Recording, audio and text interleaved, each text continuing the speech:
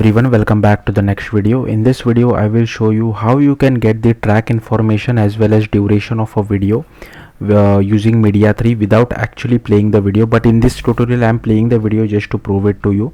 But even without playing a video, as soon as you have the video URL, you can get the video duration. So let's see how to do this. So first I'll just click on this pick video. I'll just select this video. Here you can see it is almost 15 seconds long.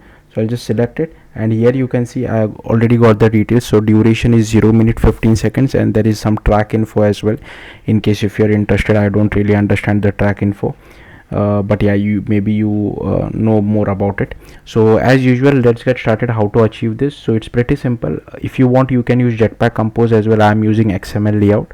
So all I have done inside build.gradle.kts, I have added this few dependencies: Media 3 common, Media 3 UI, Media 3 XO player for playing the video, and this concurrent future KTX as well. I'm not sure if there is an alternative to this as well or not, but we require this dependency because we need to use await syntax for this, for getting the duration as well as track info. That's why I have used this. So here and inside activity underscore main, here you can see I have just taken one button, okay, and here I have taken one player view as well, and one text view for displaying the duration as well as track info. So yeah, that's all there is to it. Next, inside main activity, these are all the imports which I have. So I'll simply scroll through this. Feel free to pause the video and just copy all these imports. Then here is our XO player. Like I said, again, you don't require XO player. For this I have just played the video just for the sake of it. Here is our text view. Again, you don't require input player view as well. Also you don't require this playback position and play when ready.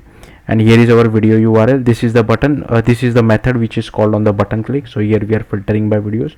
Once we have the video URL, we just assign it to our video URL. We initialize our input player as well, and here is our input player view.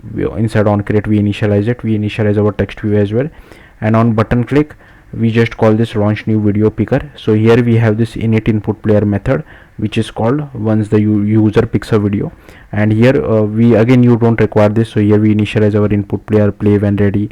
Here we assign the player as well, and here we get the media item. So we need this. We need to create a media item from the video URL, and if media item is not equal to null, we set the media item to our input player. And now this is the important part. So here we are launch this lifecycle scope dot launch, because here they are using await.